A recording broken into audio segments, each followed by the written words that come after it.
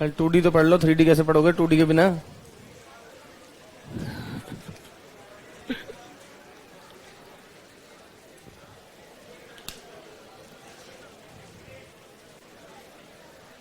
देखिए स्टूडेंट्स,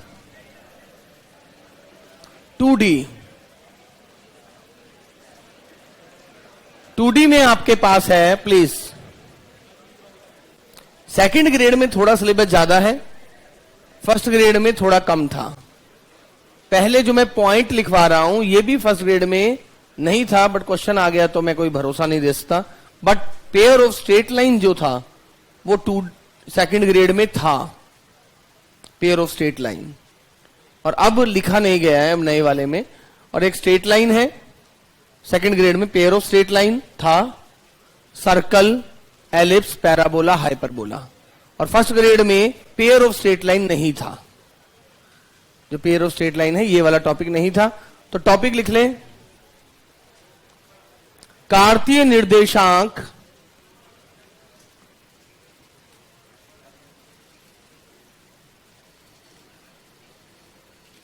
एवं अनुप्रयोग।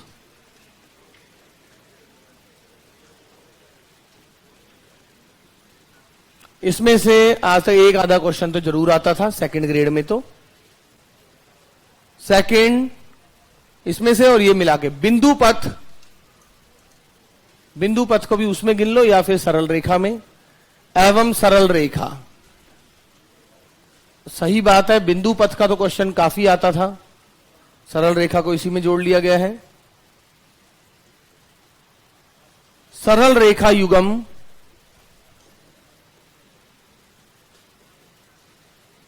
सेकंड ग्रेड की बात कर रहा हूं, ये फर्स्ट ग्रेड में नहीं है। वृत्त,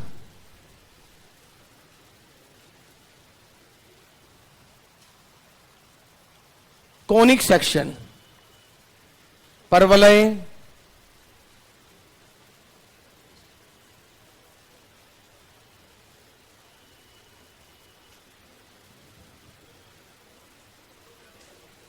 किसका इतना बड़ा टॉपिक देख के कराने की इच्छा हो?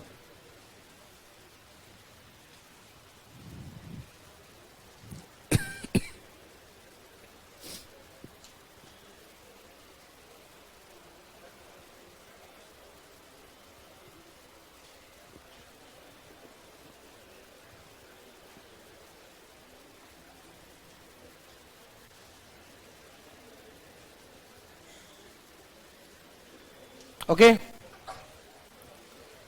सो ये हमारे पास, अच्छा इंग्लिश में लिखें, Cartesian coordinates and its application, locus and straight line, locus and straight line, pair of straight line, circle, parabola, ellipse, hyperbola. Students देखिए, पहले हम स्टार्ट करते हैं कार्तीय निर्देशांक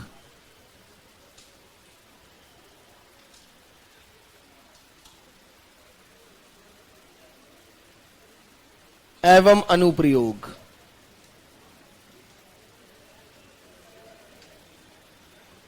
कई बिंदु पथ को भी इसी में डाल देते हैं और कई नहीं डालते, जो भी इच्छा होगी। स्टूडेंट्स, एक फ्रेंच मैथमेटिशियन था,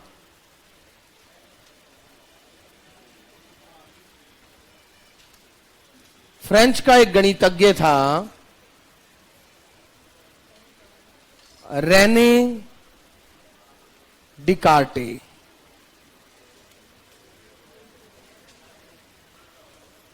(1596) से लेकर 1665 साल तक, 69 साल तक जिंदा रहा था।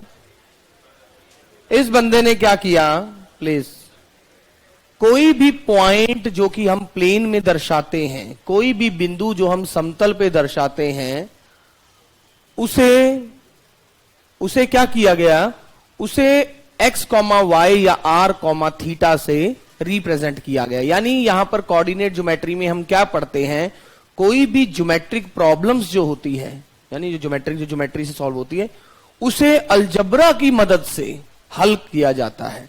यानी इसने क्या किया, ज्योमेट्री और अलजबरा के बीच में संबंध स्थापित किया। जैसे अलजबरा अभी आप 9वीं 10वीं की पढ़ रहे हो, वो अलजबरा ही तो पढ़ रहे हो। अभी आप नंबर सिस्टम वगैरह जो पढ़ रहे हो वो अलजबरा है बेसिकली, ठीक है ना। ये सब अलजबरा में आता है, मैट्रिसेस, परम्यूटेशन, बाइनोमियल, ये सब अलजबरा के ही पार्ट है। Equality equation, theory of equation, okay. So अब देखिए बीजगणित। तो इसने क्या किया, इसने कोऑर्डिनेट ज्योमेट्री जो हमारा ये जो पार्ट है या ये जो टॉपिक है, इसमें क्या होता है, इसमें हम ज्योमेट्रिकल फिगर्स या उससे उसकी जो प्रॉब्लम्स होती है उसे हम अलजबरा की मदद से सॉल्व करते हैं। और ये जो x, y है, और इसे किसी भी बिंदु को हम दो तरीके से दर्शाते हैं, x, y या r, थीटा। किसी भी पॉइंट के संगत किसी भी पॉइंट को हम इस प्रकार से दर्शाते हैं, और इसे डिकार्टे को ही ऑनर देने के लिए कार्तीय निर्देशांक कहा जाता है। कार्तीय निर्देशांक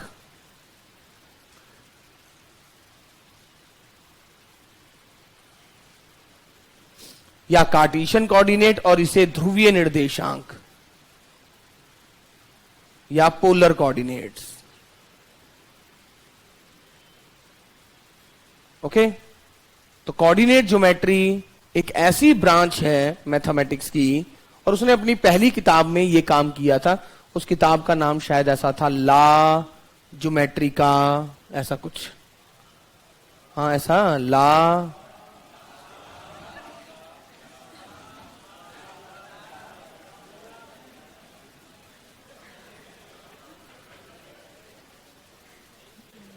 टॉपिक ना खत्म हो जाए जल्दी, ठीक है ना। सो देखो, मुझे तो बहाना चाहिए इसको खत्म करने का। अब आप देख लो, आप देना चाहते हो कि नहीं। सो ठीक है। सो x, y, तो उसने क्या किया, अलजबरा और ज्योमेट्री के, यहां पर हम सिर्फ ज्योमेट्रिक प्रॉब्लम्स की बात करते हैं, ज्योमेट्री और अलजबरा के बीच में रिलेशन दिखाया। वरना आज तक हम, जैसे मैंने आपको पहले भी बताया था, छोटी क्लासेस में हम क्या करते थे, मुझे कहा जाता था सर्कल बनाओ, x² + y² = 4। मुझे पता ही नहीं होता था x² + y² = 4 सर्कल भी होता है। हमें तो कहा जाता था, हम तो एक कंपस को एक जगह पेज में रखते थे, ऐसे कुछ कंपस खोलते थे और घुमा देते थे और बोलते थे वृत्त बन गया। छोटी क्लास में ऐसा ना कि किसी बच्चे को बोलो, हाँ भाई x - 1 का होल स्क्वायर + y - 2 का होल स्क्वायर = 25, ये क्या है? हो गया, हमें क्या पता क्या है, होगा कुछ। बट आप 11th में जाके पहली बार आपको पता लगा इसे वृत्त कहते हैं, नहीं। और या पहले बचपन में क्या करते थे, अगर आप, ऐसा भी नहीं है कि 0 पुट करके 0 आ रहा है, 5 पुट करके कुछ भी आ रहा है, तो उस टाइप से आप आइडिया लगा लो कि ये सर्कल बनेगा। आपके 5-10 बिंदु आ जाए तो आपको क्या पता ये सर्कल बन रहा भी है कि नहीं, नहीं। तो ये तो हमें 11th में जाके पता लगा, इसके और अलजबरा के बीच में रिलेशन दिखाया डिकार्टे ने। तो रेने डिकार्टे का रोल रहा है ये 2D में। सो मैं स्टार्ट करता हूं। अच्छा, यहां पर हमारे पास दो बातें हैं। हम अपनी थ्रू आउट स्टडी में मानेंगे कि x एक्सिस और y एक्सिस के बीच में 90 डिग्री का एंगल है। हमारी पढ़ाई में इतना ही है कि इनके बीच में 90 डिग्री का एंगल है, जिन्हें हम कहते हैं रेक्टेंगुलर एक्सिस। और अगर 90 डिग्री का एंगल नहीं है तो इन्हें कहते हैं त्रियक अक्ष, ओब्लीक एक्सिस।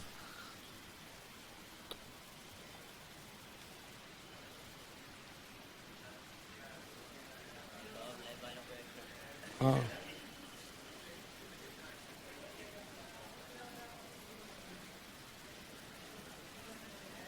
अगर ये 90 डिग्री नहीं है तो इन्हें कहते तिर्यक अक्ष। बट मैं इसको अभी भूल रहा हूं। फिर भी कोई बच्चा का मन में हो कि सर हम इसके बारे में पढ़ना चाहते हैं, तो एस.एल. लोनी की कोऑर्डिनेट ज्योमेट्री की किताब पढ़ें। हमारे सिलेबस में नहीं है ना, मैं तो बता रहा हूं। फिर भी कोई पढ़ना चाहता है तो वो किताब बता रहा हूं, सस्ती सी किताब है कोऑर्डिनेट ज्योमेट्री की। अल्फा अगर 90 डिग्री नहीं है, ओके। तो मैं स्टार्ट करूं। सो देखिए, हाँ,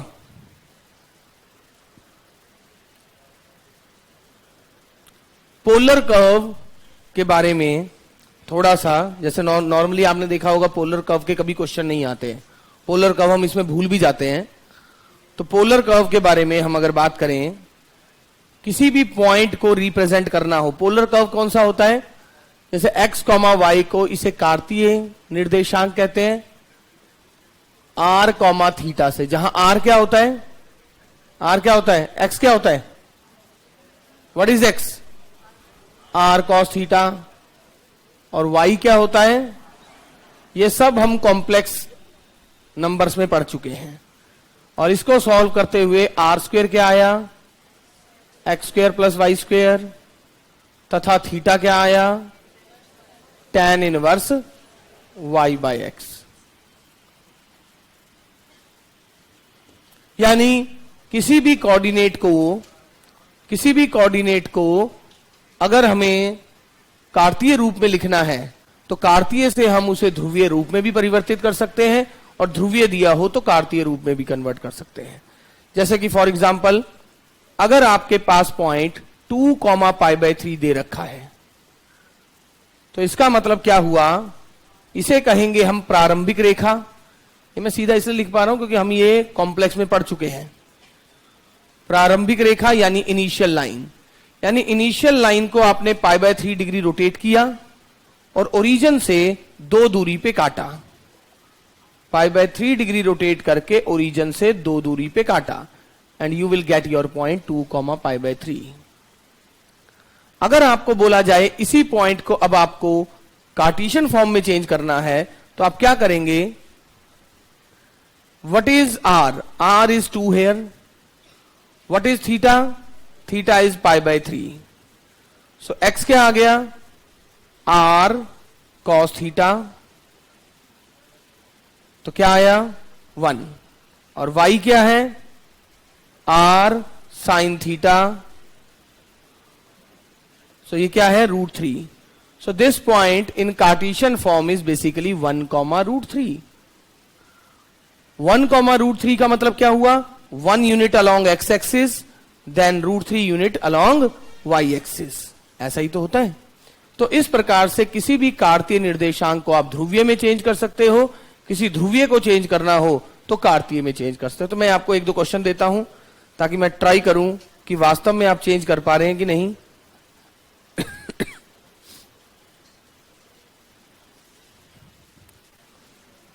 क्योंकि हम कॉम्प्लेक्स पढ़ चुके हैं, सीधा लिखूंगा मैं।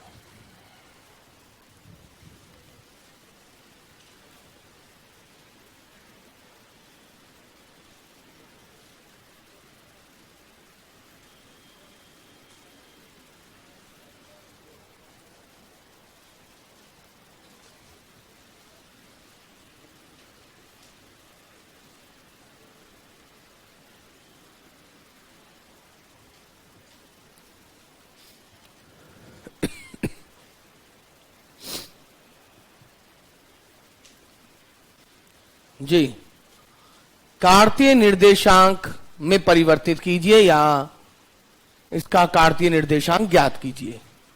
आपको यह ध्रुवीय रूप में दिया हुआ है दोनों, एक बार आप कार्तीय रूप में चेंज करें इसे।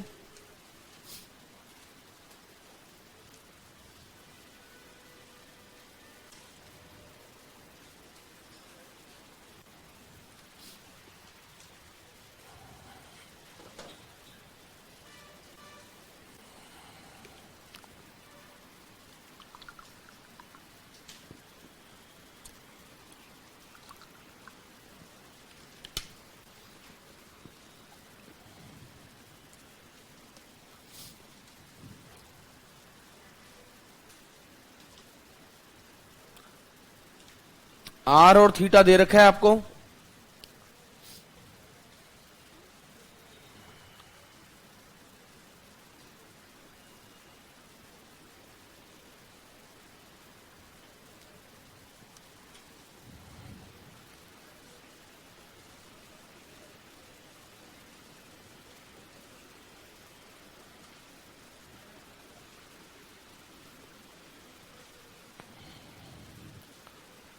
तो x क्या आ गया, r cos थीटा।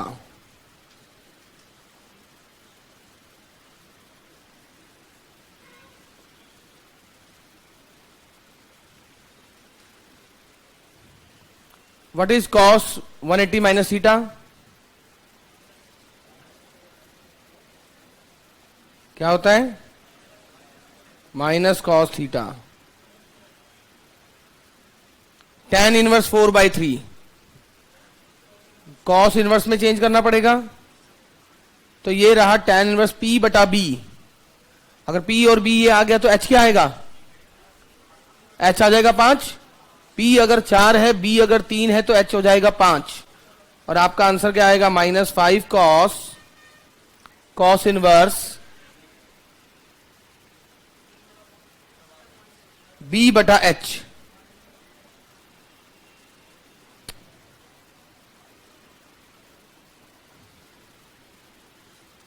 तो ये आ जाएगा -3। So -3 will be your answer.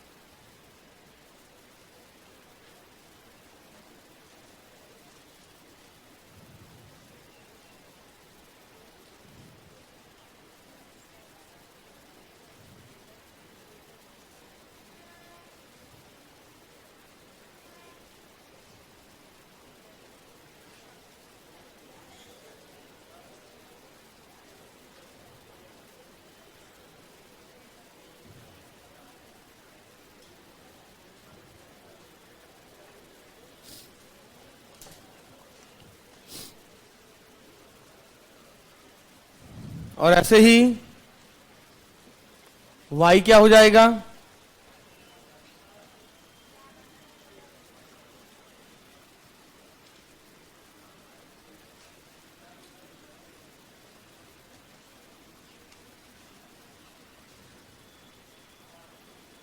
Sign theta p upon h।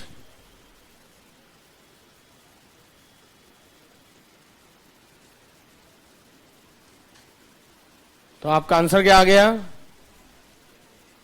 Pi minus tan inverse 4/3 is basically same as, okay.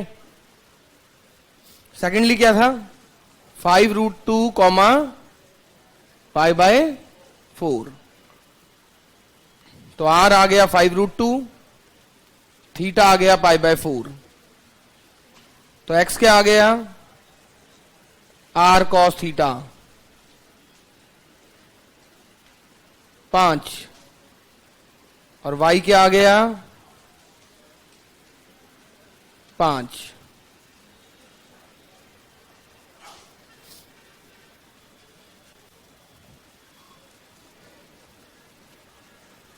Change into polar,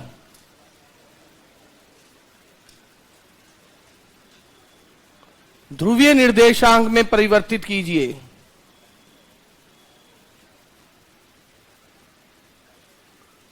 ध्रुवीय निर्देशांक में परिवर्तित कीजिए।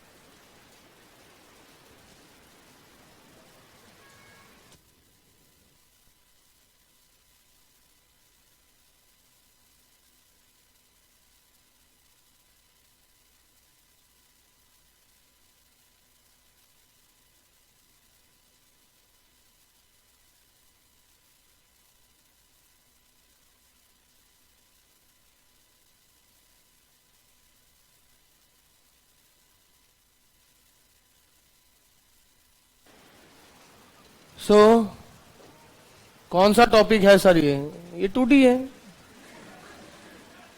यहां से स्टार्ट हुआ है, इधर देखो, ये टॉपिक है 2D के। मैंने कहा था फ्रेंच मैथमेटिशियन रेने डिकार्टे ने क्या किया था, अलजबरा और ज्योमेट्री के बीच में रिलेशन दिखाया था।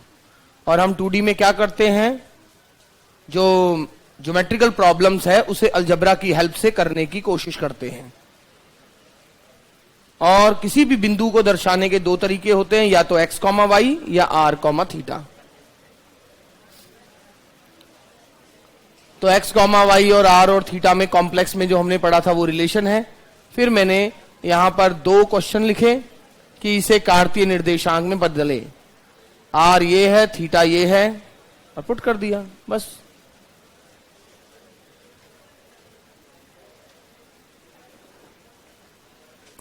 -2, -2, इसे पोलर फॉर्म में चेंज करें, 2√2, π/4 -3 π/4, ठीक है।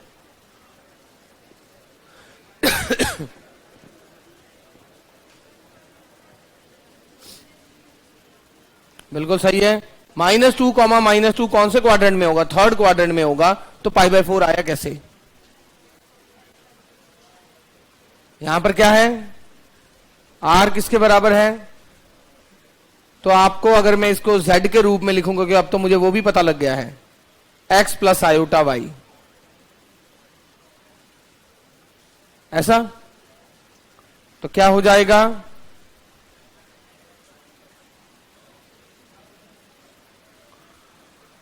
चलो अगर ऐसा नहीं करना चाहते तो r क्या आ जाएगा, √x² + y², 2√2। थीटा क्या हो जाएगा, tan 1 π/4। बट क्योंकि ये तीसरे चतुर्थांश में है, चलो अल्फा लिख देते हैं इसको। देयरफॉर थीटा क्या हो गया, थर्ड क्वाड्रेंट में क्या होता है, negative of pi minus alpha. तो ये जो पॉइंट आपका -2, -2 है, ये ध्रुवीय रूप में कैसा होगा, 2√2, -3 π/4। ऐसे ही अगला चेंज करें, अगला क्या आएगा,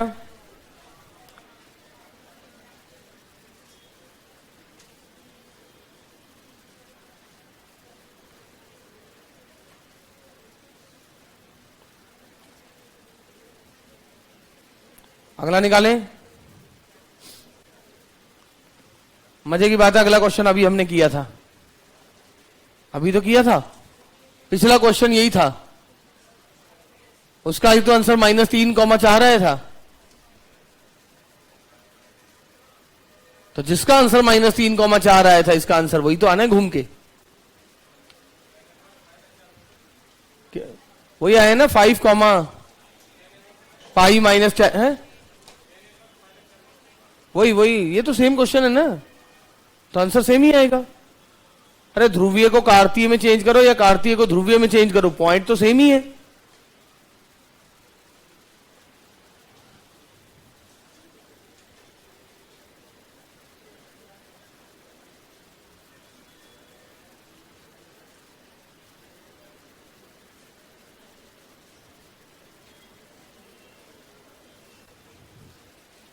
ओके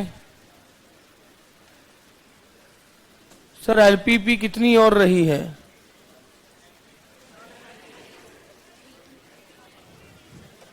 ये 2D है, एलपीपी रही। अब मैं 25% बोल रहा था, मैं क्या गलत कह रहा था क्या?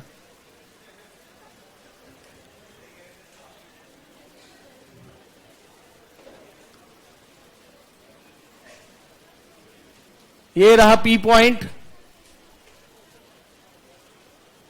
-3, -π/3। अभी स्टार्ट हुई है, 15-20 मिनट पहले, 15-20 मिनट पहले स्टार्ट हुई है क्लास। और ये रहा P डैश, ये है -π/3।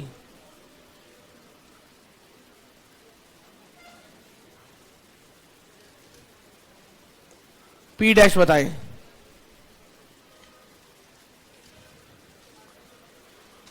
P डैश के कोऑर्डिनेट्स निकालें। P डैश के कोऑर्डिनेट निकालें। हाँ,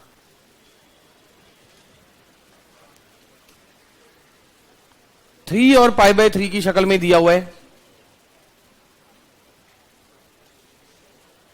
क्या आएगा? ये पॉइंट अगर -3, -π/3 है तो ये पॉइंट निकालें।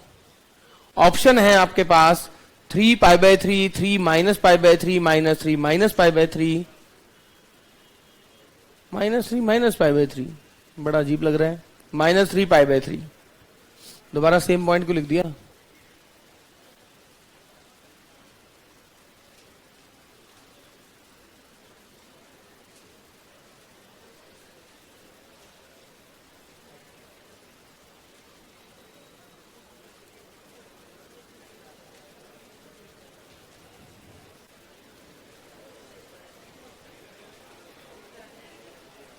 ये क्लास रिकॉर्डेड मिलेगी क्यों नहीं?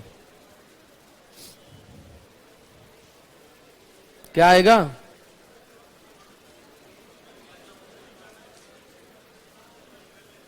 Three comma π/3। ये इसको पाई डिग्री रोटेट करके मिल रहा है। चाहे पाई डिग्री ऐसे रोटेट कर दो, चाहे पाई डिग्री ऐसे रोटेट कर दो, तो क्या होगा? आपका जो P दे रखा है वो बेसिकली है RE आयोटा π/3 -π/3। तो P डैश क्या हो जाएगा?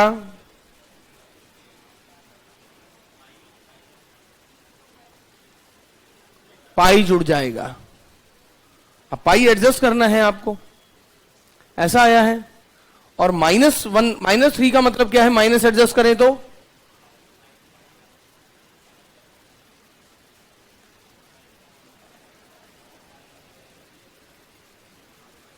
कितना आया? 4π/3 नहीं, 5π/3। ऐसा। अब इसको 3 और π/3 की शक्लों में लिखो। क्या आ रहा है?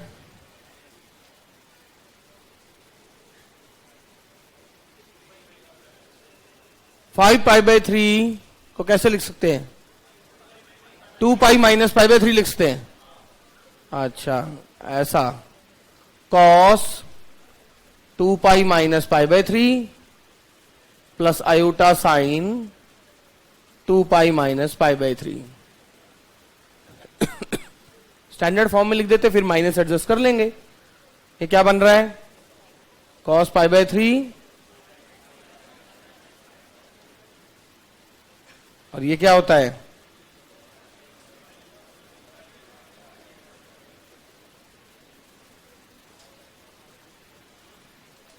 और वैसे भी इस माइनस का मतलब क्या था? 180 डिग्री घुमाना ही था। -1 का मतलब ही वो था। अगर आप कुछ नहीं करते, सिर्फ ये माइनस को पहले ही एडजस्ट कर लेते, तो भी काम होता नजर आ रहा है। ठीक है, मैंने एक्चुअली इसको करने के कारण थोड़ा लंबा हो गया। मैंने तो P डैश के लिए पहले 180 डिग्री घुमाना ही था। P डैश तो ये था ना, अगर P ये था तो P डैश तो ये था। ठीक है, तो आपका आंसर आ जाएगा 3, -π/3। और वैसे भी देख रहे हो सेम है। इसको 180 डिग्री घुमाऊं तो क्या आएगा? अरे ये अगर ऐसा है, 180 डिग्री घुमाने का मतलब यही करने, और इसका मतलब -1 होता है। तो यही तो क्वेश्चन है मेरा। क्वेश्चन तो यही है। अगर ये मेरा आंसर है, या P डैश है, या जो भी P है, जो भी कह लो, क्योंकि 180 चाहे इसको घुमाओ चाहे 180 इसको घुमाओ, बात तो बराबर ही है। अरे ये 180 घूम के इधर आएगा और ये 180 घूम के इधर आ जाएगा। तो ये अगर मेरा आंसर था, इसको 180 डिग्री घुमाने का मतलब E आयोटा पाई से गुना करना, और E आयोटा पाई का मतलब होता है -1, तो -3, -π/3 तो है। क्रॉस चेक भी हो गया।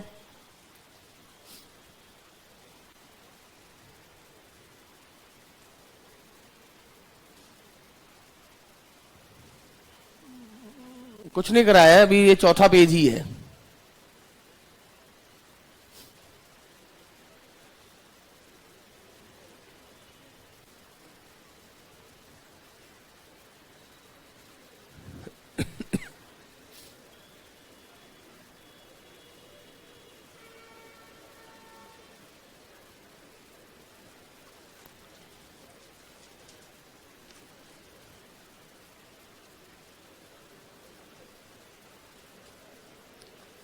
पहला टॉपिक है दो बिंदुओं के मध्य दूरी।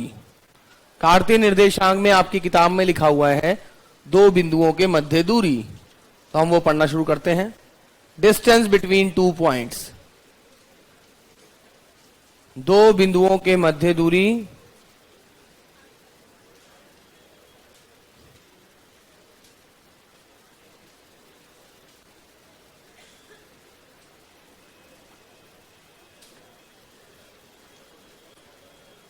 इसको π/3 के रूप में इसलिए बनाया है कि सारे ऑप्शनों में π/3 है, वरना तो पाई प्लस 2π/3 भी लिखा जा सकता था, पर सारे ऑप्शनों में π/3 है, तो इसे π/3 के रूप में बनाने की कोशिश की। ठीक है ना, मैंने ऑप्शन बताए थे ना, 3, -π/3, 3, π/3, -3, π/3, इस टाइप से। ओके, तो ये हमारे पास था पोलर कोऑर्डिनेट और ध्रुवीय निर्देशांक और कार्तीय निर्देशांक।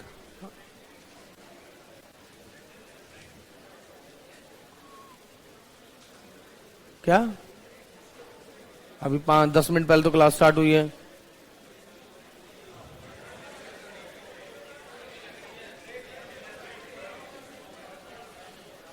पहले बोलते ये शुरू करने से पहले कौन सा ब्रेक? सर बड़े आगे, यहां किसी ने बोला था 5 मिनट हो गया। हाँ आपको हो गया। सो देखें, दो बिंदुओं के मध्य दूरी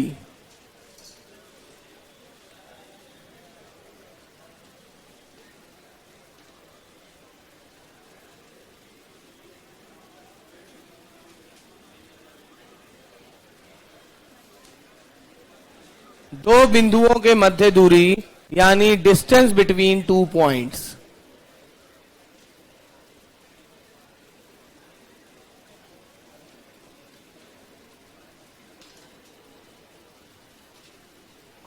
डिस्टेंस बिटवीन 2 पॉइंट्स। स्टूडेंट्स, दो बिंदुओं के मध्य दूरी का मतलब क्या होता है? इन दो बिंदुओं को मिलाकर जो रेखाखंड बनती है, उस रेखाखंड की लेंथ, जो लंबाई होती है, वही दो बिंदुओं की दूरी होती है। ठीक है ना, तो लिखें दो बिंदुओं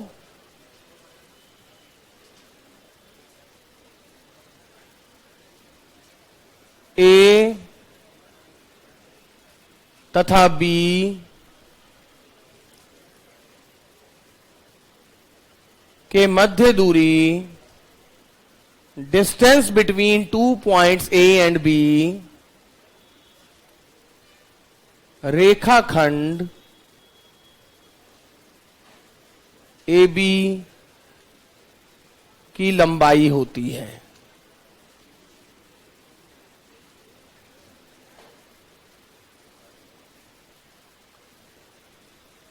Distance between 2 points A and B,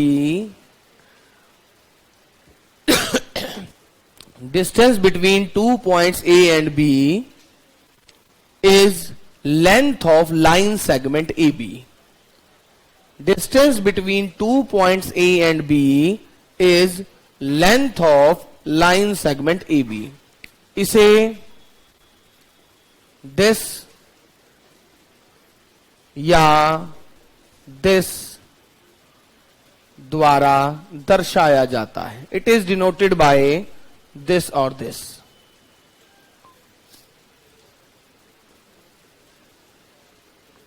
it is denoted by this और दिस। इसे इन दोनों में से किसी भी तरीके से, बट पहला वाला जो है वो बहुत ज्यादा फ्रीक्वेंटली यूज होने वाला नोटेशन है। इसे इन दोनों में से किसी भी तरीके से दर्शाया जाता है। इसका मतलब होता है बिंदुओं ए तथा बी के मध्य की दूरी। मैंने दो बिंदु लिए, और मैं उन्हें पहले क्वाड्रेंट में लेता हुआ चल रहा हूं। x1 y1, x2 y2। आपने x एक्सिस के पैरेलल एक लाइन ड्रॉ की, आपको निकालना है डिस्टेंस बिटवीन ए बी। आपने x एक्सिस के पैरेलल एक लाइन ड्रॉ की तो आप देख रहे हो आपका जो x कोऑर्डिनेट है वो चेंज हो जाएगा। कोटि और भुज कहते हैं, एब्सीसा और ऑर्डिनेट कहते हैं। जो पहले वाला होता है इसे कोटि और दूसरे वाले को भुज, ये कहते हैं ना? नहीं, उल्टा, भुज और कोटि कहते हैं और एब्सीसा और ऑर्डिनेट कहते हैं। ठीक है, तो अब आप देखिए बेसिकली ये जो होता है पहला वाला पॉइंट, ये दिखाता है कि y अक्ष से लंबवत दूरी कितनी है इस पॉइंट की। ये जो x2 वाला कोऑर्डिनेट है ये बताता है इस पॉइंट की y अक्ष से अगर लंबवत दूरी निकालूं तो ये दूरी कितनी है, और ये जो सेकंड कोऑर्डिनेट है ये दिखाता है x अक्ष से लंबवत दूरी कितनी है। हाँ, ओके। अब आप देखिए कि क्या कर रहा हूं मैं, मुझे क्या करना है, इन दोनों के बीच भी दूरी निकालनी है। तो मैंने क्या किया, इसका मतलब है ये दूरी होगी x1 और ये दूरी होगी यहां से x2। तो ये पॉइंट ऐसे दिखा जा सकता है, और दूरी लिखना चाहता हूं तो ये x1 हो गई, ये पूरी x2 हो गई। ऐसे ये दूरी y1 है और ये पूरी दूरी y2 है। अब मुझे दूरी निकालनी है तो मैंने पाइथागोरस का रिजल्ट यूज किया इन ट्राइंगल एबीसी। क्या होगा, AB का स्क्वायर बराबर AC का स्क्वायर प्लस BC का स्क्वायर। A और C की दूरी कितनी है, A और C की दूरी x2। अगर मैं मान के चलूं कि x2 बड़ा है, नहीं मानना है फिर मॉड में लिखूंगा, अदरवाइज x2 और x1 की दूरी।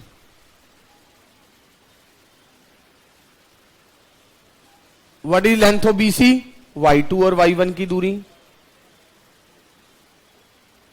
Implies length of AB is under root of x2 minus x1 का square plus y2 minus y1 का स्क्वायर। तो ये है दो बिंदुओं के मध्य की दूरी, लेंथ ऑफ AB। आप इस प्रकार से निकालेंगे, आज से जब भी आएगा दो पॉइंट्स का, तो y कोऑर्डिनेट्स के बीच की जो दूरी है उसका स्क्वायर प्लस जो x कोऑर्डिनेट वाला है उसकी दूरी का स्क्वायर, उनका माइनस का जो स्क्वायर होगा उसका सम का रूट। ये है दो बिंदुओं के मध्य दूरी।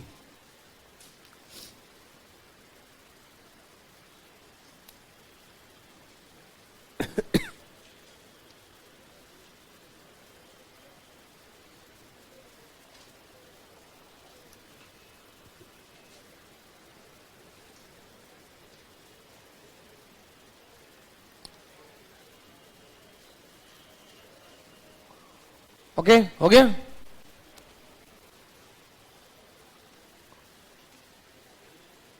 समद्विबाहु अगर सिद्ध करना हो, बढ़ू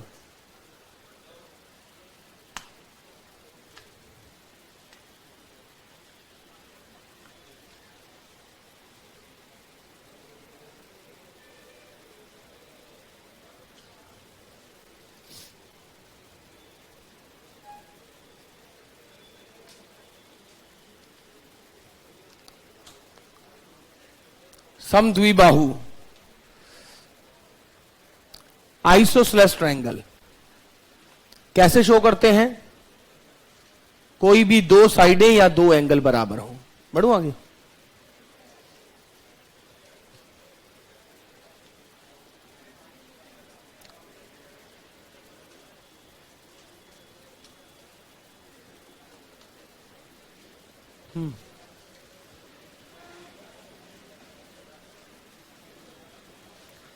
पहला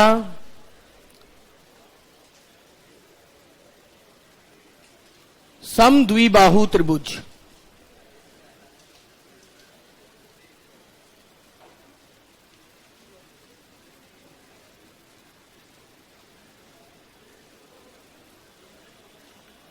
दो भुजाएं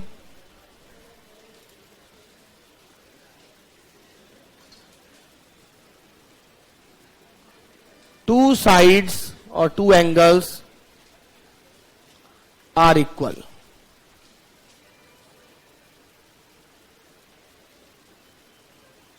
तो अगर आपको कोई भी चेक करना है कि ट्राइंगल आइसोसेलेस है कि नहीं, आपको लेंथ निकालनी है। दो की लेंथ बराबर हो गई तो ऐसा ट्राइंगल क्या हो जाएगा, समद्विबाहु यानी आइसोसेलेस हो जाएगा।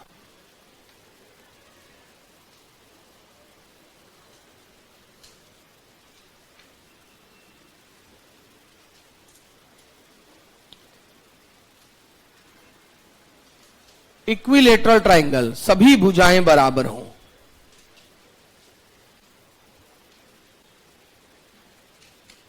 All sides are equal.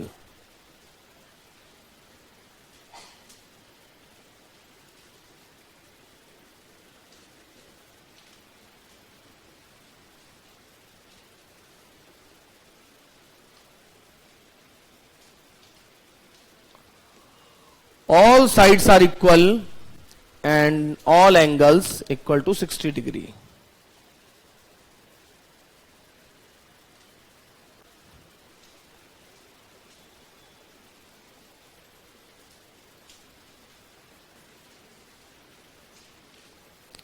समकोण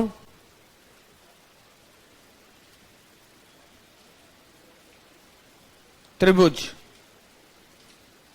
क्या होता है,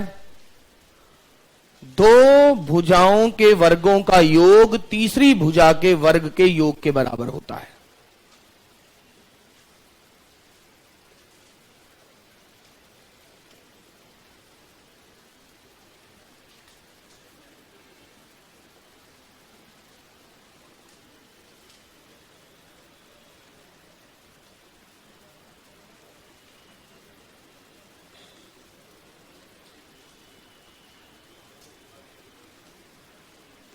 Sum of square of two sides is equal to square of third side.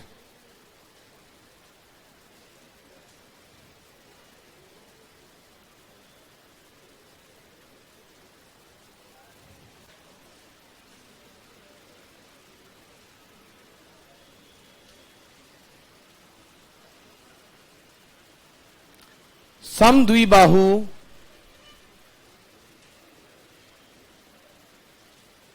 समकोण त्रिभुज,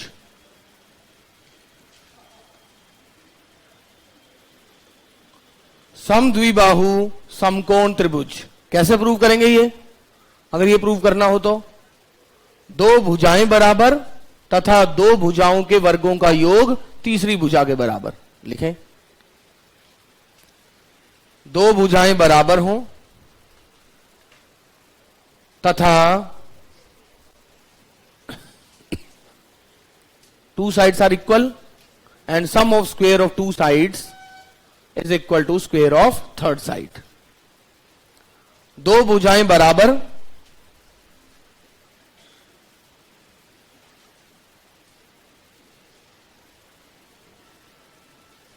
तथा दो भुजाओं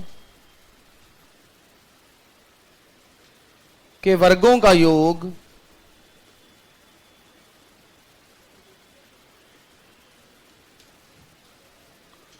तीसरी भुजा के वर्ग का योग, के का वर्ग, योग क्या होता है?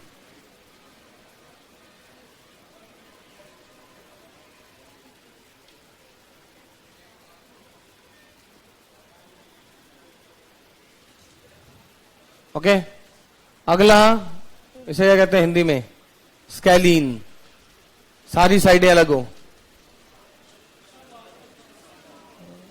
विषम, हाँ बाहु तो होगा ही।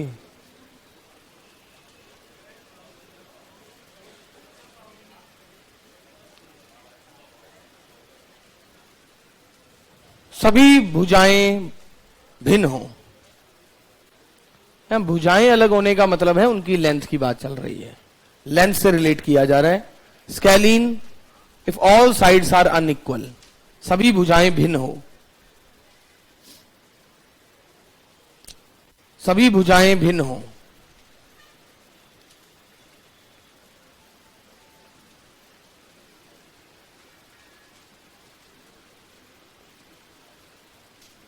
All sides are unequal. अगला वर्ग, स्क्वेयर। अगला वर्ग यानी स्क्वेयर। स्क्वेयर किसे कब होगा? सारी साइडें भी बराबर हो, साथ साथ डायगोनल भी बराबर हो।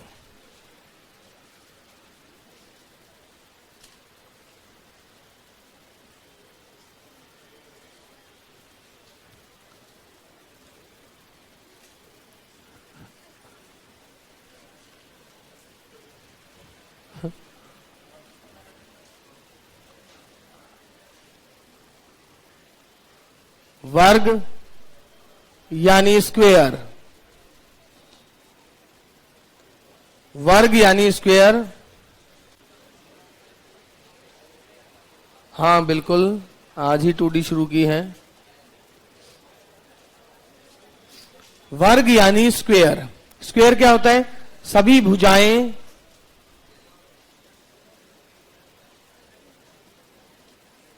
तथा विकर्ण बराबर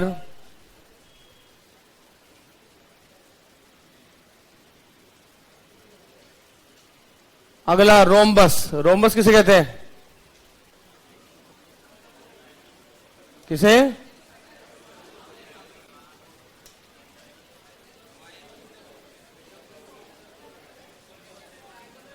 रोम्बस वो होता है जिसकी चारों साइडें बराबर है मगर डायगोनल बराबर नहीं है। समचतुर्भुज।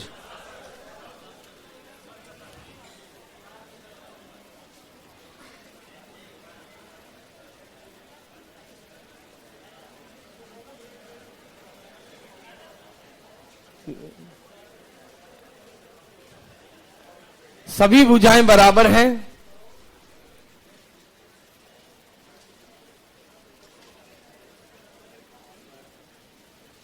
तथा विकर्ण बराबर ना हो।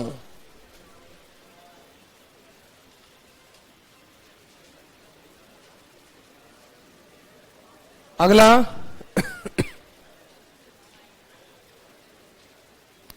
रेक्टेंगल। मतलब रेक्टेंगल क्या होता है? आयत क्या होता है?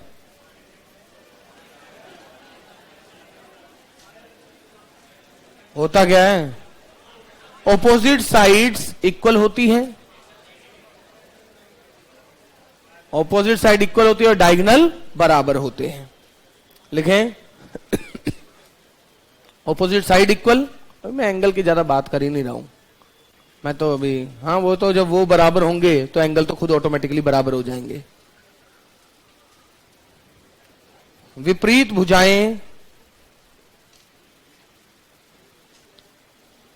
बराबर तथा विकर्ण भी बराबर।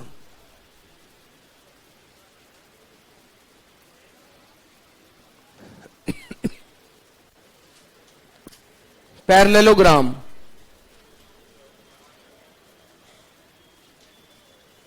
पैरेललोग्राम क्या कहते हैं? समांतर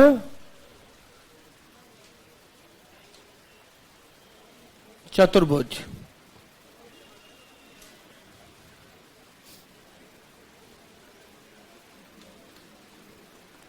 इसमें क्या होता है? ऑपोजिट साइड्स क्या होता है? ऑपोजिट साइड्स मगर डायगोनल इक्वल नहीं। बिल्कुल सही लिखो। ऑपोजिट साइड विपरीत भुजाएं बराबर होती हैं। विपरीत भुजाएं बराबर होती हैं। र पे छोटी की मात्रा तो बड़ी बड़ी लग रहा है ना?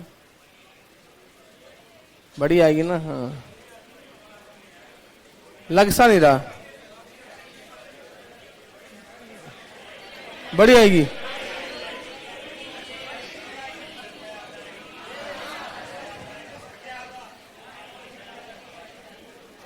विपरीत भुजाएं बराबर तथा विकर्ण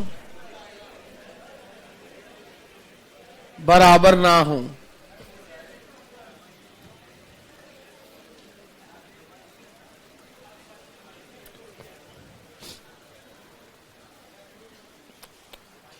अगला ट्रेपेजियम किसे कहते हैं?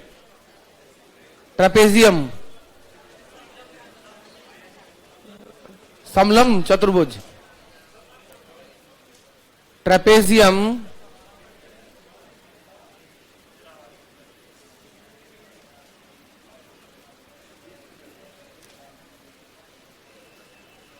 क्या होता है? दो ओपोजिट साइड पैरेलल होती हैं और दो बाकी पैरेलल नहीं होती हैं। दो विपरीत भुजाएं समांतर,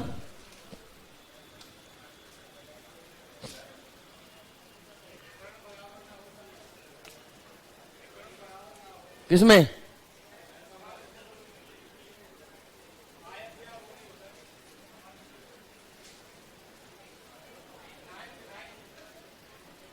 नाइन्थ हो रहा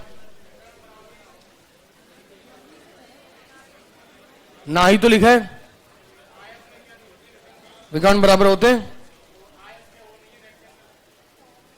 आयती तो है रेक्टेंगल। कौन सा? ये तो मैं ये बता रहा हूं कि अगर आपको ये प्रूव करना हो कि ऐसा रेक्टेंगल, अब ऐसे तो आप कहोगे मैंने यहां पर एक रेक्टेंगल लिखा है, अच्छा रोम्बस लिखा है और एक स्क्वायर लिखा है, तो रोम्बस का ही एक स्पेशल केस है स्क्वायर, है तो स्पेशल केस ही। बट अगर आपको शो करना है कि कोई रोम्बस है मगर वो नहीं है, तो आप क्या करोगे? तो वो 90 ऑपोजिट साइड बराबर होने से हो जाएगा। दो विपरीत भुजाएं समांतर तथा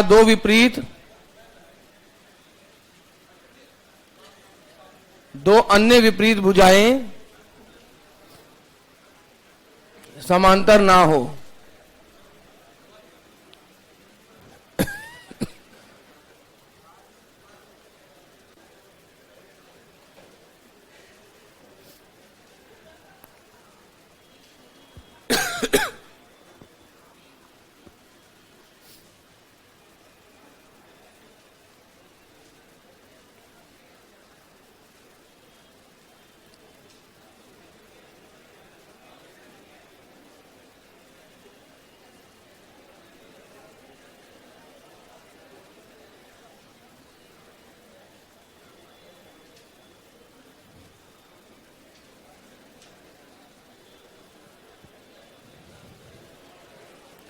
तो अगर ऐसा ये स्टूडेंट कह रहा है, फिर तो हम ऐसा करेंगे कि सिर्फ और सिर्फ इतना रहने दो। अगर मेरे को कंपैरिजन करना, अगर प्रॉपर डेफिनेशन ही लिखनी है बराबर, बस इतना लिख के छोड़ दो। विपरीत भुजाएं बराबर है, विपरीत भुजाएं बराबर है तो पैरेललोग्राम बन गया, और साथ साथ एक और एक्स्ट्रा कंडीशन जोड़ दूं कि विकर्ण भी बराबर है तो वो रेक्टेंगल बन जाएगा। अब ठीक है, ऐसा कर देते हैं। ऐसे रोम्बस में कर दूंगा, मैं तो वही कह रहा हूं।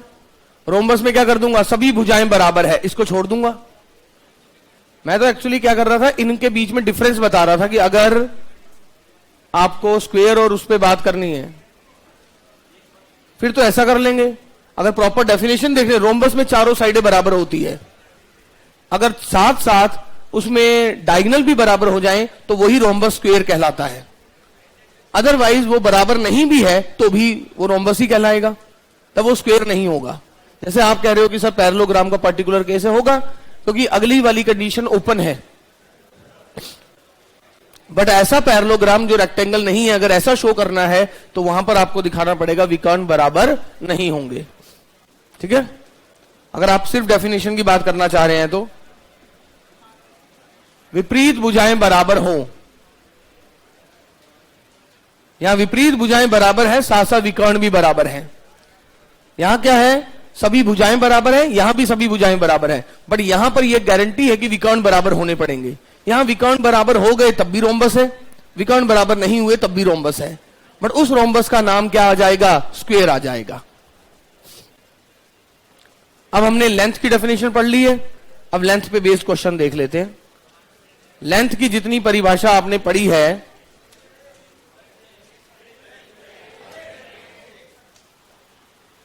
नौ पांच तो हो गए हैं, क्या कर रहे हैं?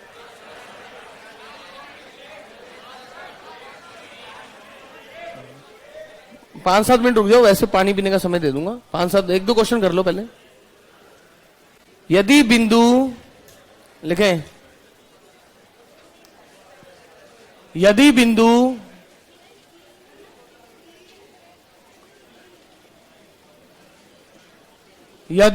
x, y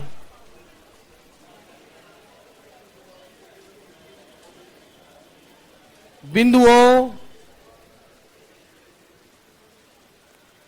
A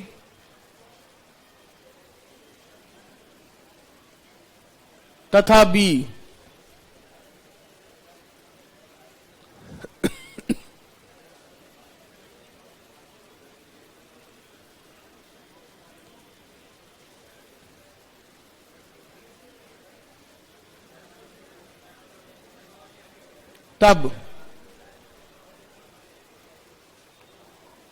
तब ऑप्शन ऐसे दे रखे हैं, ax बराबर by, bx बराबर ay,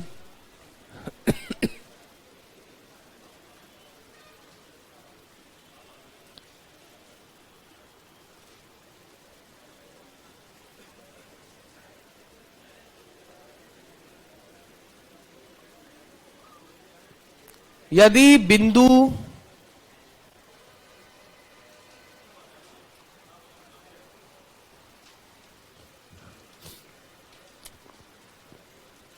अगर बिंदु P A और B से बराबर दूरी पे है, if point P is equidistant from point A and B, if point P is equidistant from point A and B, तो बताना है। करो, क्या होगा? क्या कंडीशन है? एक ही तो कंडीशन दे रखी है, वो कंडीशन क्या है? PA की दूरी और PB की दूरी बराबर है। PA की दूरी और PB की दूरी बराबर है, और ये बराबर है तो इनका स्क्वायर भी बराबर है। तो क्या आ जाएगा? PA का square A plus B minus x का square, B minus A minus y का square, A minus B minus x का square, A plus B minus y का स्क्वायर। अब इसे सॉल्व करना है। A square plus B square minus 2AB, A square plus B square minus 2AB, A square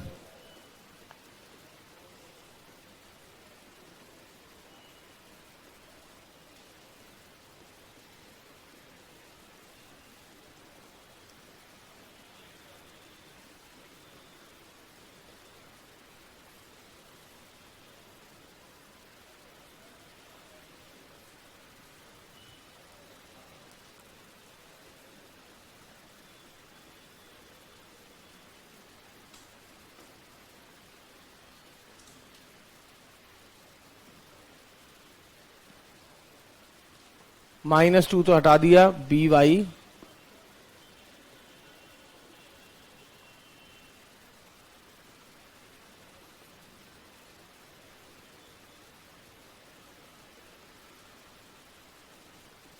calculation check कर लेना।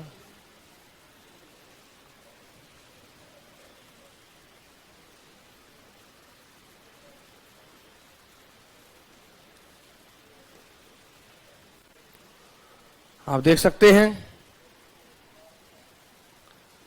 दूरी का कंसेप्ट, सिर्फ दूरी निकालनी है। आपको बोला हुआ है कि एक पॉइंट उठाइए, एक पॉइंट लिया है और बोला है उसका A और B दोनों से दूरी बराबर है। तो बताइए इनके बीच में क्या रिलेशन है? दूरी का फॉर्मूला सीधा,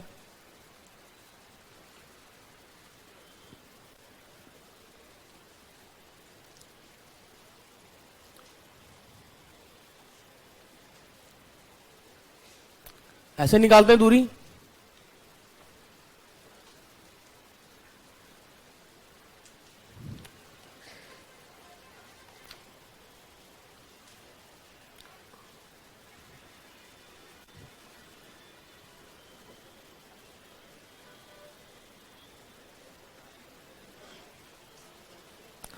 बढ़ू आगे।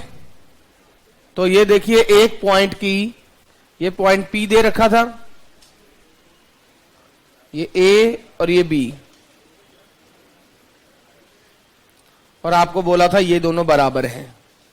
PA की दूरी और PB की दूरी बराबर है, वही बराबर रखा और स्क्वायर करके सॉल्व कर दिया, रिलेशन आ गया। वहां तो जो आएगा वो टाइम कंज्यूमिंग नहीं होगा, बट एक बार चीजें तो आनी चाहिए अपने को। ओके,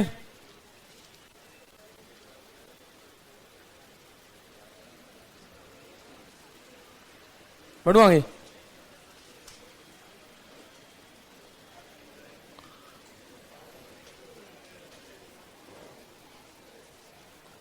यदि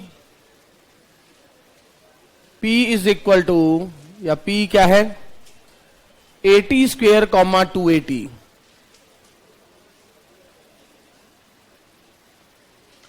Q is equal to A by T square comma -2A/T। वैसे बड़ा स्पेशल मैंने जो लिखा है ना, ये असल में पैराबोला से उठाए हैं पॉइंट्स।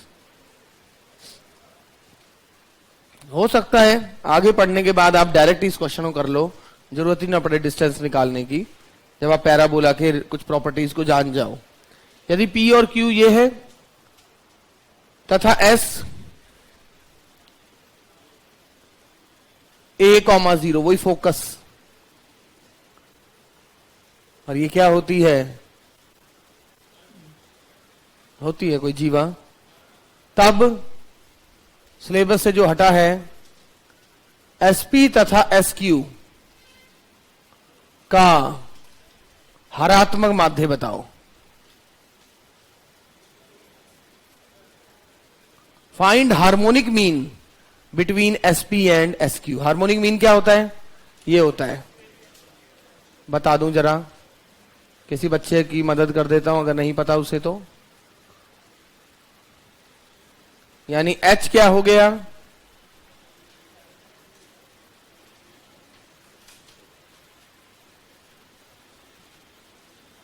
इसका लघुत्तम लेके देखें, नीचे आ गया 2SP, ऊपर SP प्लस SQ और बटा में कर दिया।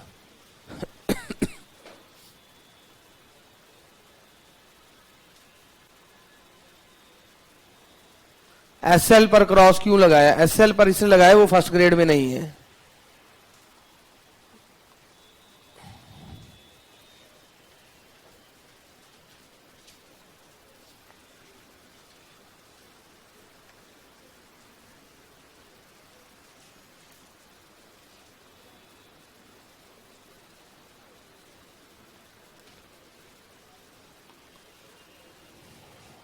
इसको बटा 2 करके उसका उल्टा करना है।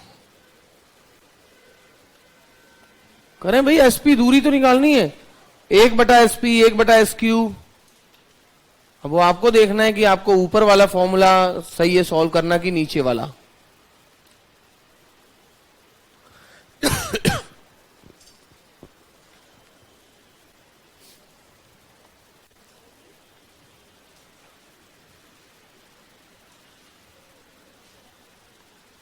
तो SP की दूरी क्या है, √80 square minus A, this minus this का होल स्क्वेयर।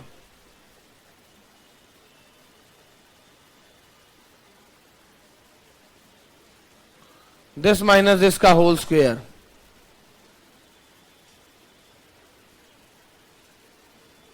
क्या बन रहा है ये, A square,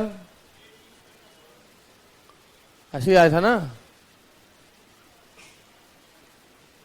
A into T square minus, ठीक है। A स्क्वेयर तो बाहर निकाल दिया, टी स्क्वायर माइनस 1 का होल स्क्वायर और यहां टी स्क्वायर है, तो ये टी स्क्वायर प्लस 1 का होल स्क्वायर, क्या ऐसा लिख दूं? S Q. पी और क्यू में क्या फर्क है? टी की जगह किससे बदला गया है? टी को किससे बदला गया है? -1/t से।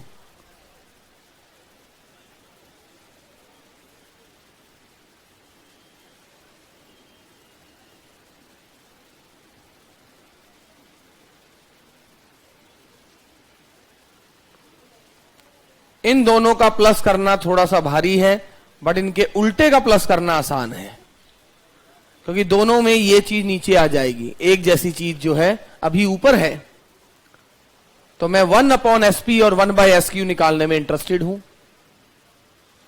ये रिजल्ट तो वैसे तुम्हें बाद में डायरेक्टली पता होगा। इसको उल्टा कर दिया तो 1/A into T square plus 1 T square बटा दिस, तो आपका आंसर ऐसा आ गया।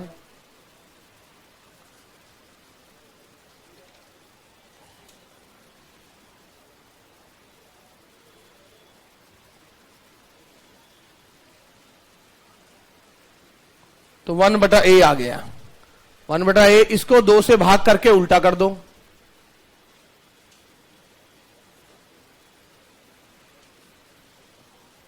डायरेक्ट रिजल्ट है ये, रिजल्ट है ना। बट अभी मैं उस पर बात नहीं करूंगा, तो सेमी लेटस रेक्टम वगैरह से मिलता जुलता। अर्धनाभिलंब, बाद में तो ये डायरेक्ट होगा, पर फिर भी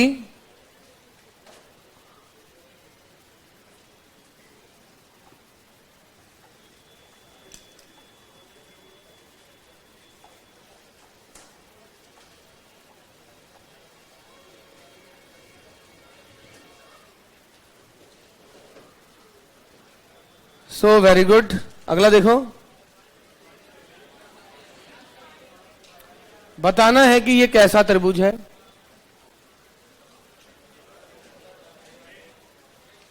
चलो एक बार 5 मिनट पानी पी आओ, यहां गर्मी बहुत है तो इसीलिए।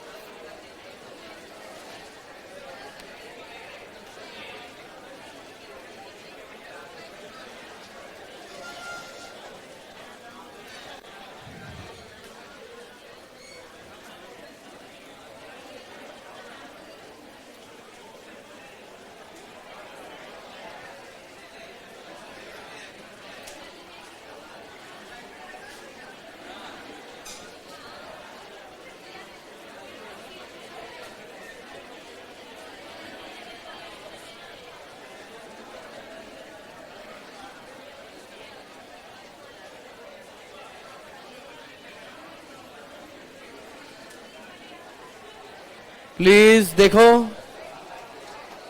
ये कौन सा ट्राइंगल है? त्रिभुज एबीसी, ये कौन सा ट्राइंगल है? देखिए,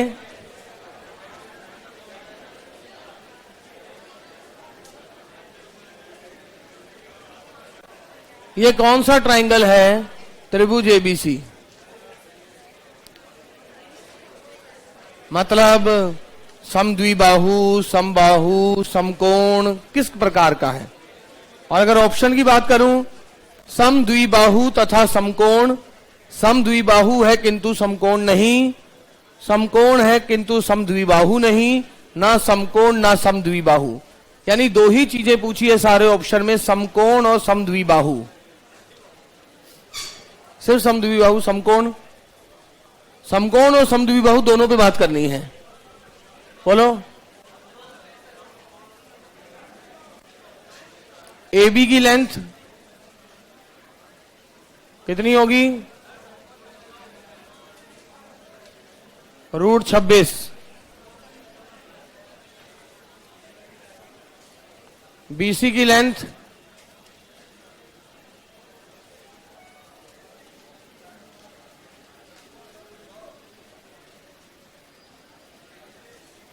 √52,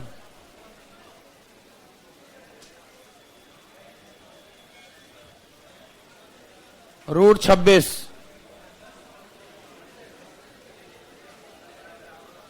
AB और AC बराबर है तथा BC का स्क्वायर AB का स्क्वायर प्लस AC का स्क्वायर। सो एक ये ऐसा समद्विबाहु त्रिभुज है जो राइट एंगल है एट A पर समबाहु बना रहा है। A पर क्या बना रहा है? समकोण बना रहा है। ऐसा ट्राइंगल है ये।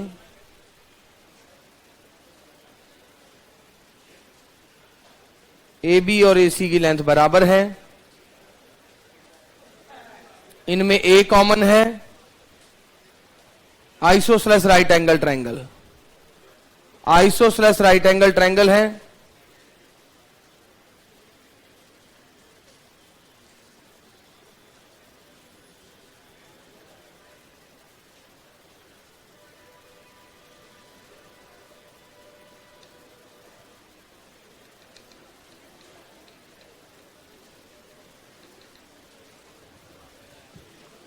अगला, यदि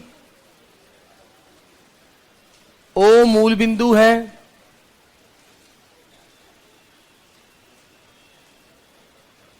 तथा P आपको दे रखा है x1 y1, Q दे रखा है x2 y2, तब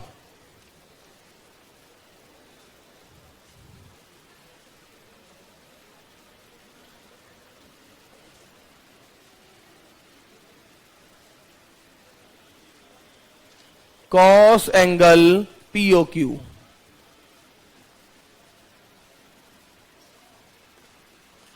ये निकालना है।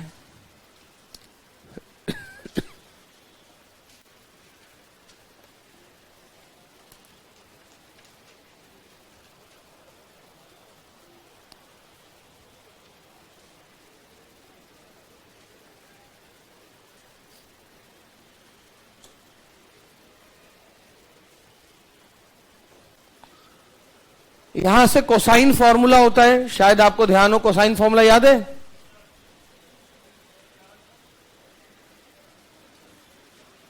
थोड़ा सा मैं आइडिया दे देता हूं।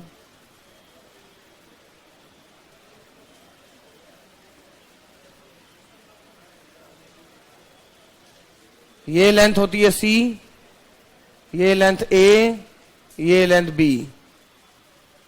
अगर ये एंगल अल्फा है, ये एंगल बीटा है अगर, तो ये कौन सी, ये क्या चीज, ये कितना हुआ? Cos alpha is equal to B/H। अरे एक ट्राइंगल था, ये कोई ना कोई एंगल बनाएगा। मान लिया एंगल अल्फा और बीटा बनाया है। ये बी साइड के जो बी शीर्ष के जो ऑपोजिट साइड है उसकी लेंथ हम B मानते हैं, इसकी हम A मानते हैं। तो ये क्या आएगा? अरे ऐसे ही होगा ना, कॉस अल्फा बराबर AC/H। तो AC क्या हुआ? B cos alpha. और ऐसे ये क्या हो गया?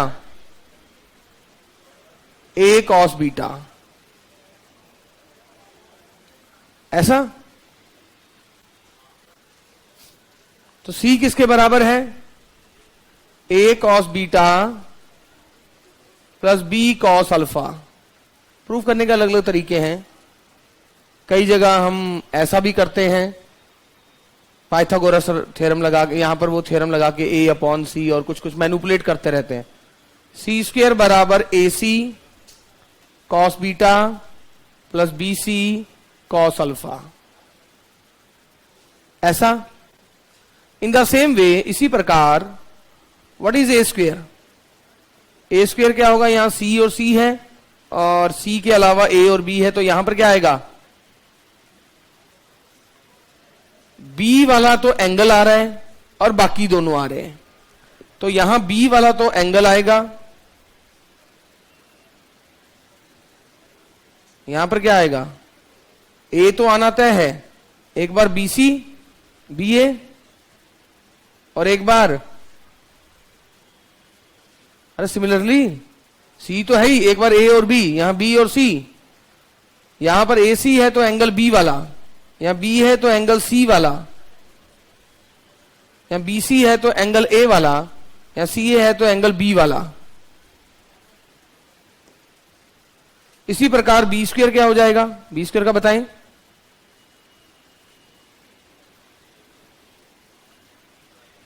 ए B B C, A B के साथ एंगल सी वाला और बी सी के साथ एंगल ए वाला, ऐसा ऐसा ही है। अब मैंने क्या किया,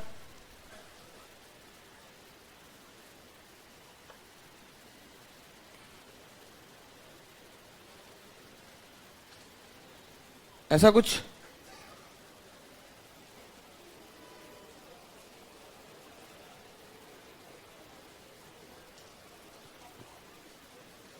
पहली दो इक्वेशन को ऐड करके या किसी भी दो को ऐड करके तीसरे से घटा दो, इनमें से किसी भी दो को ऐड करो और तीसरे से घटा दो। अब आपको डिपेंड करता है कि आपको सी वाला फॉर्मूला चाहिए कि ए वाला फॉर्मूला चाहिए। चलो मैं क्या कर रहा हूं, ए स्क्वायर प्लस बी स्क्वायर कर रहा हूं और सी स्क्वायर को माइनस कर रहा हूं, तो क्या आएगा, A B 2ab cos gamma plus C square, इन दोनों को जोड़ा 2ab cos gamma plus C square, add कर रहा हूं, implies A square plus B square is equal to C square plus 2ab cos gamma. तो सी स्क्वायर का क्या फॉर्मूला बना और हम कैसे याद रखते थे, अब मैं बता रहा हूं। अगर मुझे कोसाइन फॉर्मूले में सी वाला फॉर्मूला चाहिए, किसी को भी एंगल कुछ भी मान लो, ये रहा मान लो ए बी और सी, आपको सी चाहिए तो मैं क्या करता था, अब ये साइड होती थी ए, ये होती थी बी, ये होती थी सी, नजदीक वालों का स्क्वायर माइनस 2ab कॉस सी। अगर इसका निकालना है A square plus B square minus 2ab cos C, formula याद रखने के लिए। जैसे अब यहां पर क्या बोला है, ओ कॉस ओ है, तो देखिए ये तीन साइडें बोल दी, ओ पी क्यू, यहां ओपी और ओ क्यू बोला है, नजदीक वालों का स्क्वायर, तो आप क्या करोगे, देखिए ये वाली साइड होगी क्यूपी स्क्वायर, तो क्या है क्यूपी स्क्वायर, दूर वाले का स्क्वायर किसके बराबर है, दूर वाले का स्क्वायर बराबर नजदीक वालों का स्क्वायर,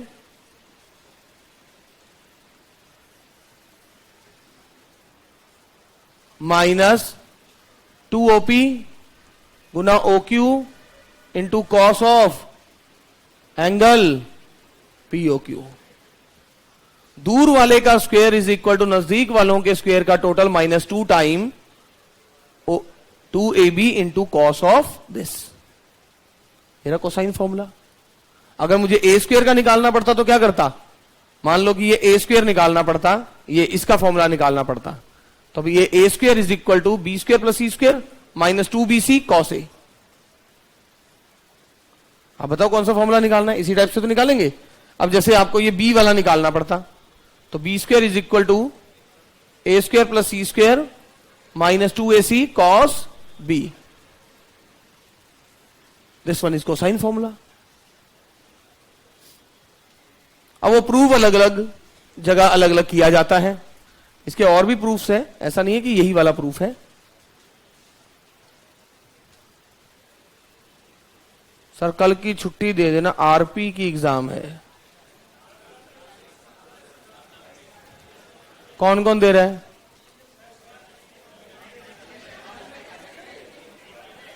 तुम भी दे रहे हो क्या,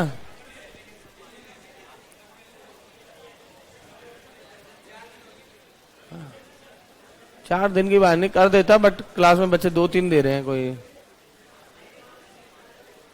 हमारे एग्जाम से कोई एसोसिएटेड नहीं है ना, राजस्थान पुलिस का एग्जाम।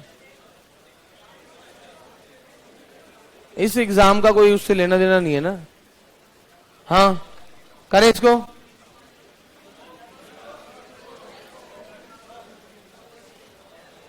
अब उस क्वेश्चन को कंप्लीट करो।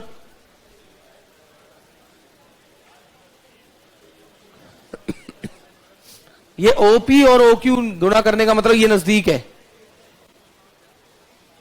ठीक है ना।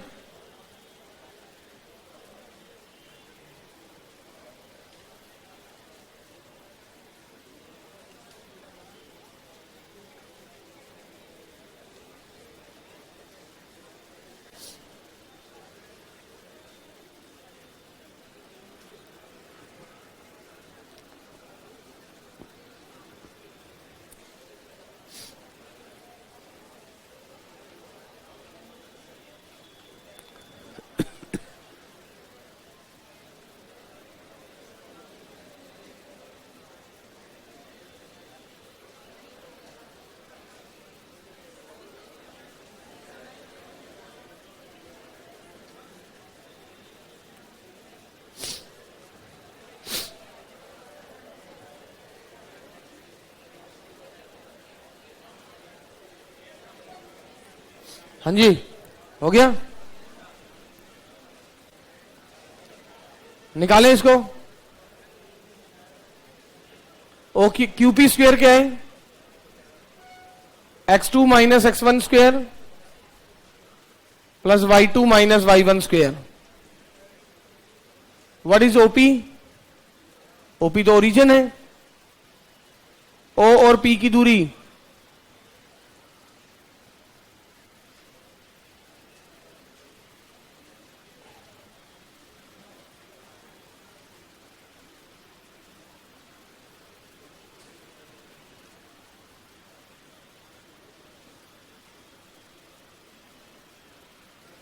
ये चाहिए, अल्फा चाहिए अपने को।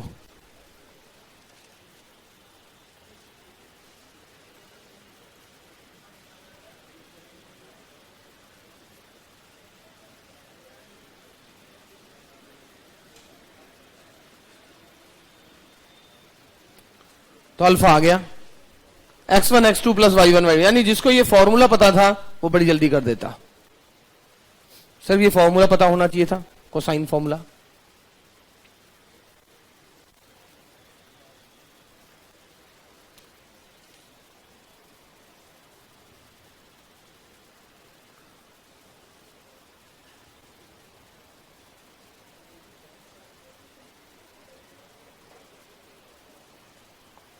इसे कहते हैं कोसाइन फॉर्मूला। ट्रिग्नोमेट्री में आ जाएंगे वैसे ये।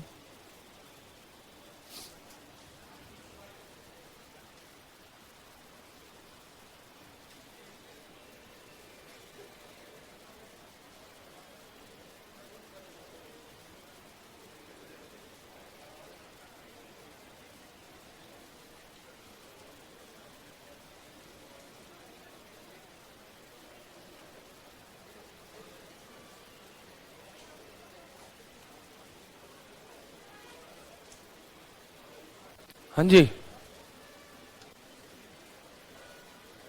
ठीक है।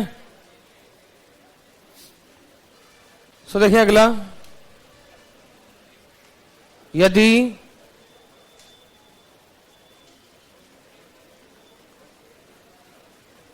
आज सिर्फ मैंने 2 बिंदुओं के मध्य दूरी की बात ही की है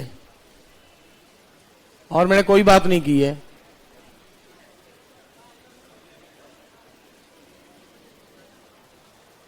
यदि ओ ए और बी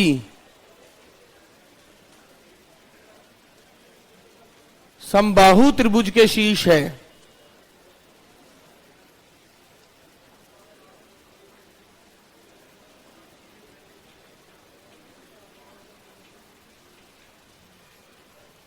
तब ए बराबर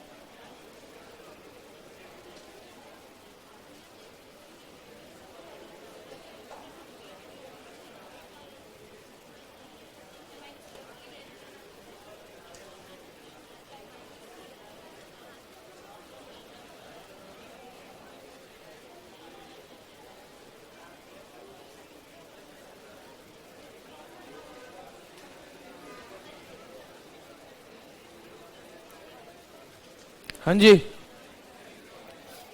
क्या आंसर आया? कैसे निकाला? ओ ए की दूरी और ए बी की दूरी बराबर है। ओ ए की दूरी कितनी है? ए बी की दूरी या ओ बी की दूरी सही है? ओ बी की दूरी कितनी है? ऐसा?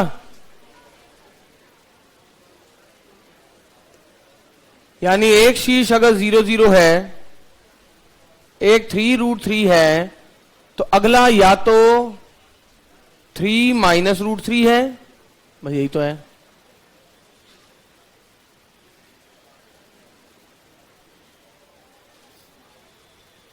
वैसे शीर्ष होता क्या है? अगर एक शीर्ष x1 y1 है, दूसरा शीर्ष x2 y2 है, तो तीसरा शीर्ष क्या होता है?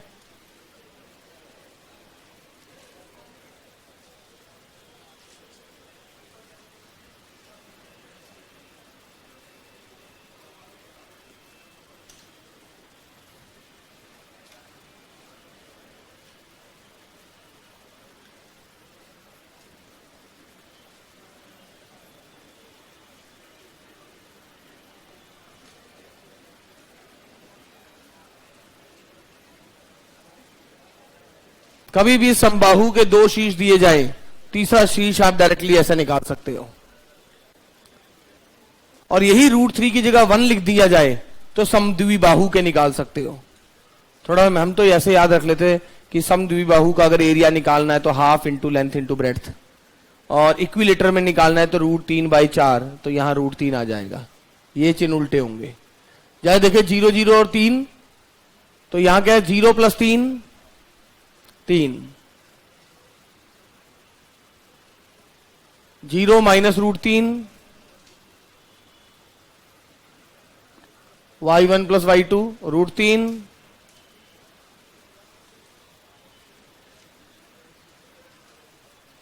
0 -3, ऐसा। अगर एक बार इसमें प्लस और इसमें माइनस यूज करें तो 3 -3 0, और ये क्या आएगा? 0, मुझे ये चाहिए नहीं है, मुझे तो 3 वाला चाहिए, तो वैसे चाहिए नहीं है बट फिर भी। और यहां माइनस क्या है? √3 + 3 √3, 4√3/2 यानी 2√3, यानी 0, 2√3। ऐसा एक ट्रायंगल बनाना चाह रहा है ये। और अगर माइनस यूज करूं तो 3 + 3 6/3, 6/2, और प्लस यूज करना चाहे तो √3 - 3 √3 -2√3, तो 3, -√3। ये मेरा आंसर है। अब आपसे इनमें से कौन सा आंसर चाह रहा है वो तो अब क्वेश्चन पर डिपेंड है ना। अगर दो शीर्ष आपको पता हो और तीसरा शीर्ष निकालना हो तो आप इस प्रकार से डायरेक्टली भी निकाल सकते हैं, अगर याद रह जाए। वरना क्योंकि अगर दो शीर्ष दिए हैं, तीसरा पूरा सॉल्व करना पड़ गया तब तो बहुत लेंथी हो जाएगा, क्योंकि आपको फिर पीए और पीबी भी निकालना पड़ेगा, पीए और पीसी भी निकालना पड़ेगा, फिर दोनों को सॉल्व करके इक्वेशन निकालनी पड़ेगी। अच्छा खासा आधे से 1 पेज के बीच में आएगा। इससे आप डायरेक्टली शॉर्टकट मेथड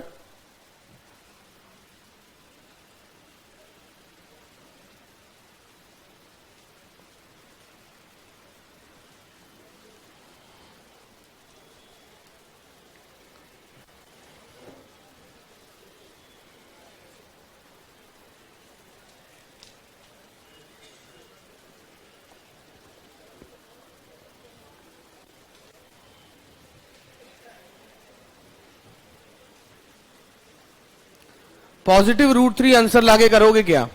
वो आंसर नहीं होएगा, वो तो सेम ही पॉइंट आ गया।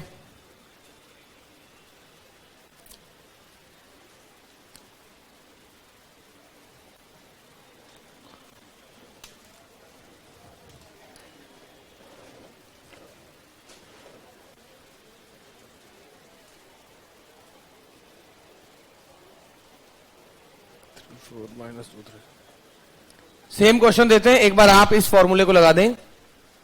इन पॉइंट्स पे 3 4 और -2 3 ट्राई करो।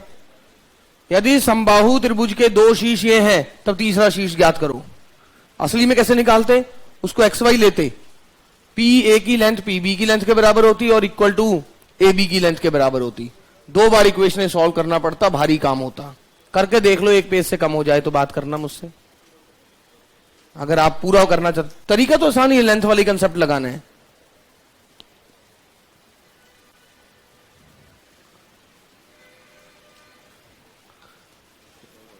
यदि A क्या है 3 4, B क्या है -2 3, समबाहु त्रिभुज के शीर्ष हैं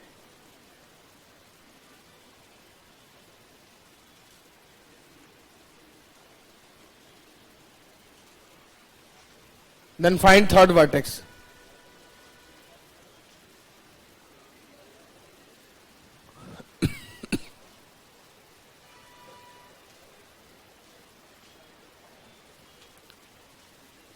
आप क्या लिखते हैं?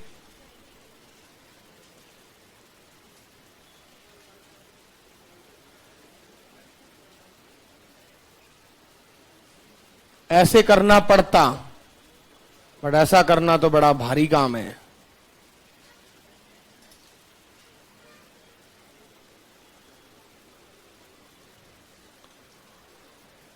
इनमें से 2 इक्वेशनों को सॉल्व करते और XY निकालते। कभी PA और PB की तुलना करते, फिर इसको इसके साथ या इसको इसके साथ में जो आपको अच्छा लगता, दोनों में से जिसकी कैलकुलेशन आपको लगती कि मेरे काम की है, वो कैलकुलेशन इसके साथ कर लेते। अब जो यहां से 2 रिजल्ट आए हैं, एक जगह से दूसरी जगह वैल्यू डालते, वहां से X निकलता, उनमें से ऊपर वाली किसी भी एक इक्वेशन में वापस डालते, तब जाके Y निकलता। Y निकलता ऐसे। और जबकि आप यहां P को सीधा क्या लिख सकते हैं? X1 + X2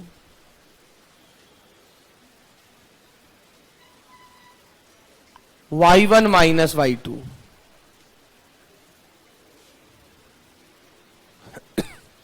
Y1 + Y2 X1 - X2।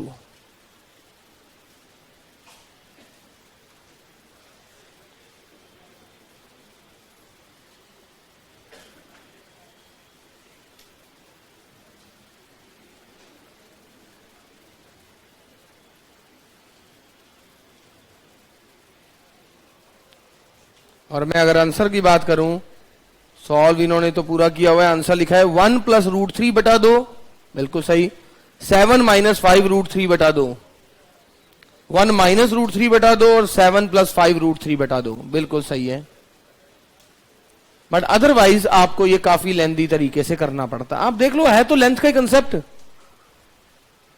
But मैंने क्या किया, X1 Y1 और X2 Y2 डाल के उसे सॉल्व कर दिया, और आखिरी में जो आया मैंने आपको कह दिया ये रहा मेरा शॉर्टकट फॉर्मूला। मैंने कहा हर बार अलग अलग के लिए सॉल्व करूं, एक बार X1 Y1 और X2 Y2 ही ले लूं, और उसके लिए सॉल्व करके जो आखिरी में आया वो संभाल के रख लिया। वही तो किया मैंने, और क्या किया। कभी 3 4 आएगा, कभी 3 5 आएगा। मैं कब से 3 5 करता रहूं, हैं? नहीं,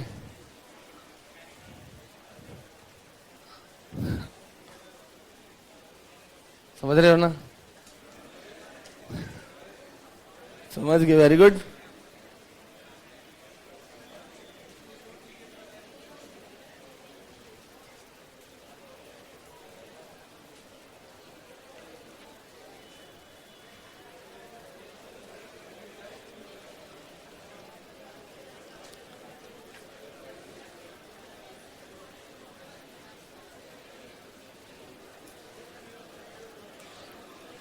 चलो मैं अगला कल की क्लास में बढ़ता हूं, आगे बढ़ाता हूं इसको। कल अपने 7 बजे ही होगी।